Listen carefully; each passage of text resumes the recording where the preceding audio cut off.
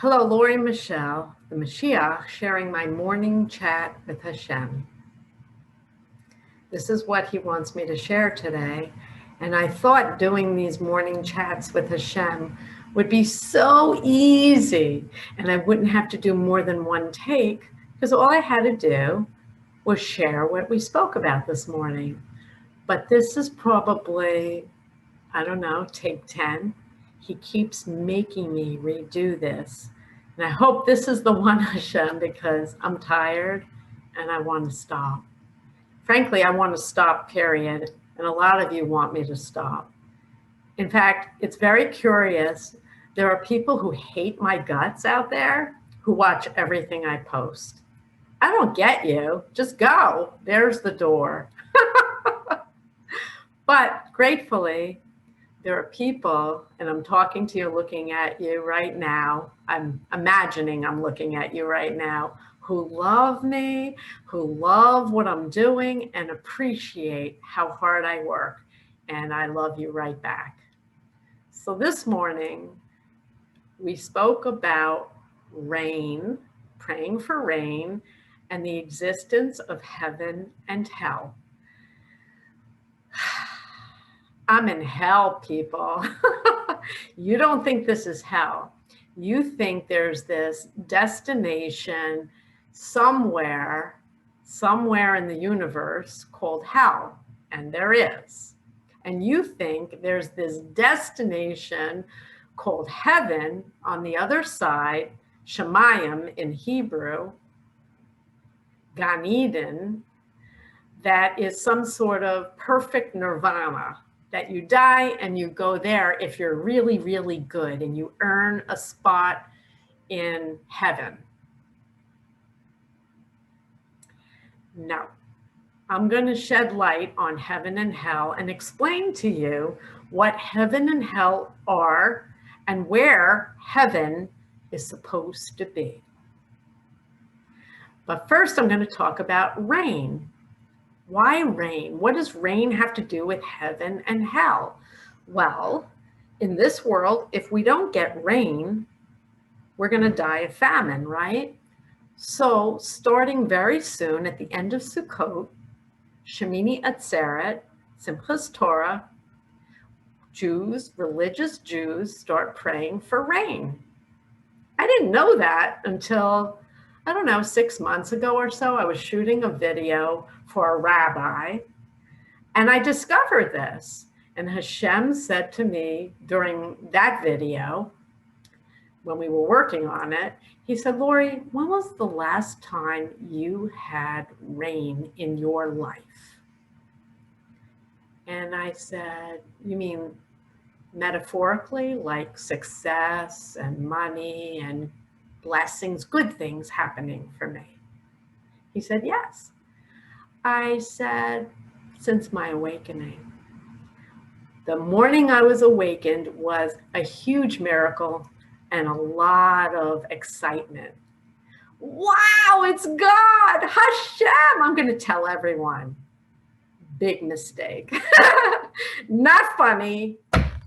It's in here. I share the whole bloody mess, but I live to tell, and I explain it all in this book. And I explain a lot more in this book about how this world is hell.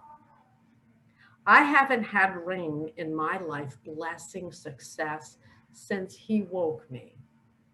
I have worked harder on this than anything I've ever worked on in my entire life, running on Love the Charity, sharing his voice. I am relentless. I'm up at night. I'm talking to Hashem while I'm running. I don't turn this off. I am never off. I am always working on this.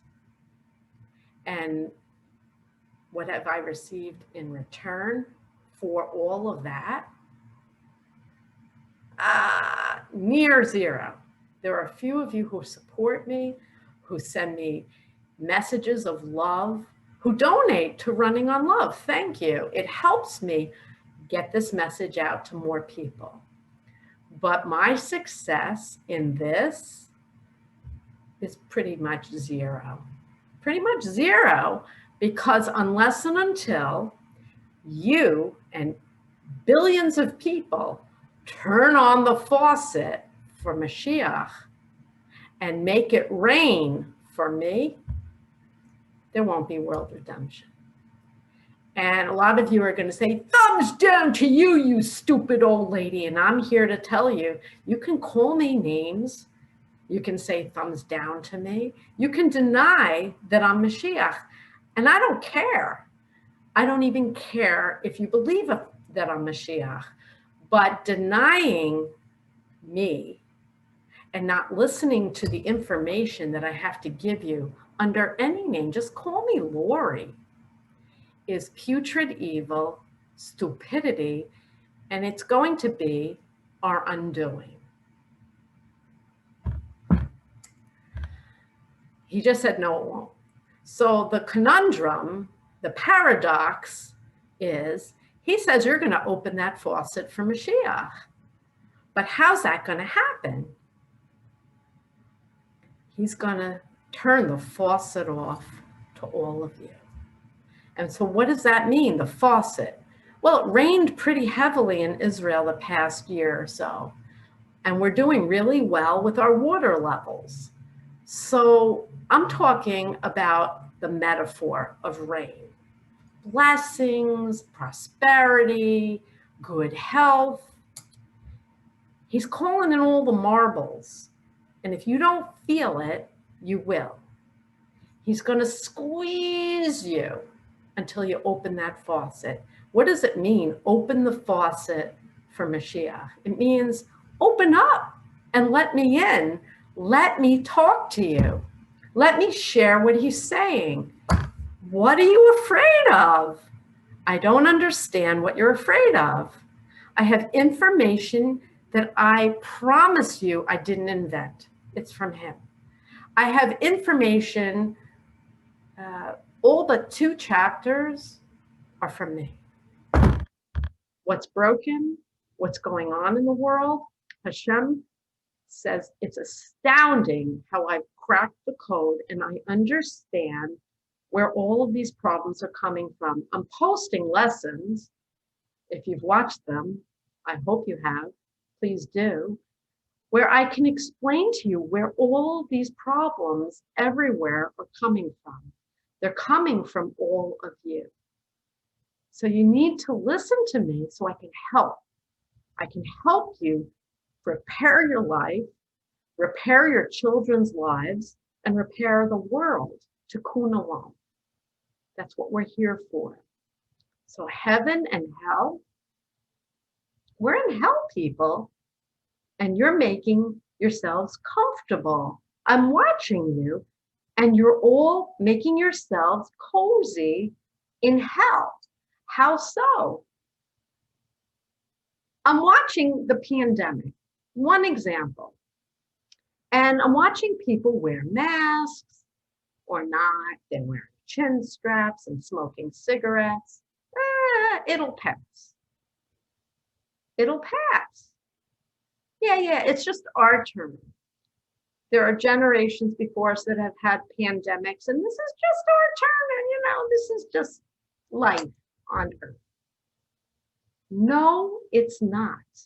This world is hell, and you've made yourself comfortable here, and he's going to make sure that you start getting just a little more uncomfortable enough that the idea of listening to an old lady in Israel isn't going to be that repulsive anymore. And you'll say, well, things are really bad. Let's see what she has to say. And you might be delightfully surprised that I make sense and I answer questions that you have never had answered properly for you in your entire life. You're going to be surprised, I hope. At the minimum, lights are going to go on. Lights are going to go on, and you're going to say, you know what? It's not okay that kids around the world are committing suicide.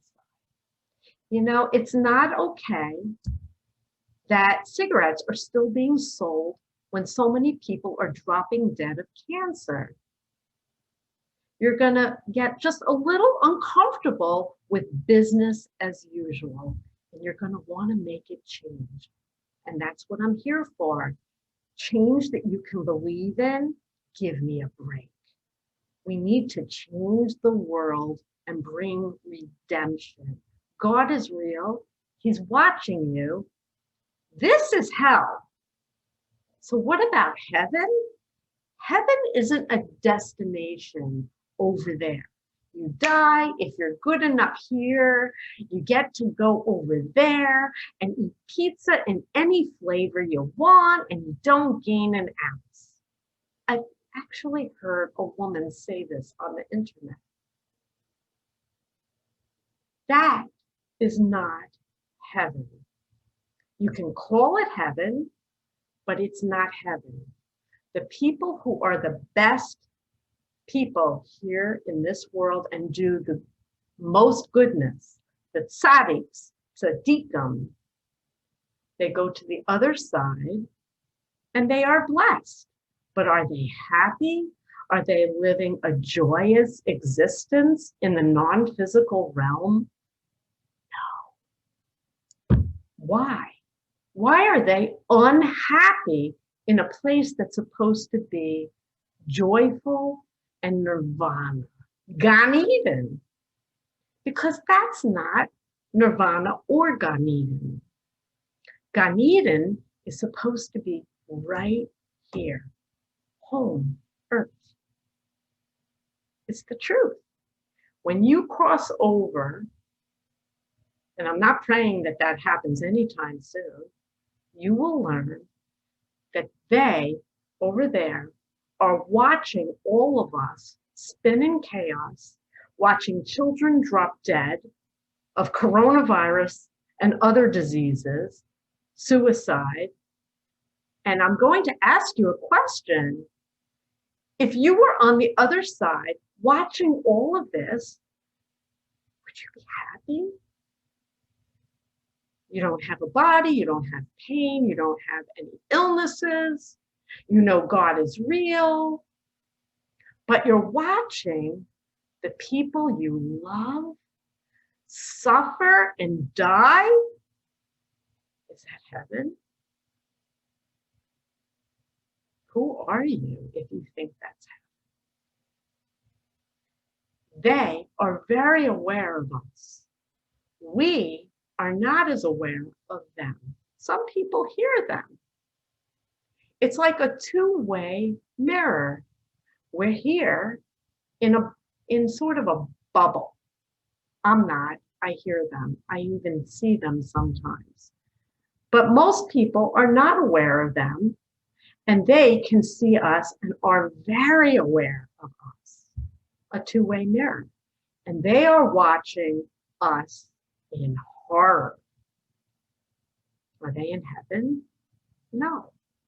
So what's the goal? You're here. Are you here to make this hell, this is hell, comfy and just make things good? Put some money in your 401k, go shopping, watch a movie. It's okay. It's not so bad. Is that what you're here for? To extend your hyphen and live a really long life? Give to charity so that when you drop dead, everybody will clap and say, what a great person Jane Doe was.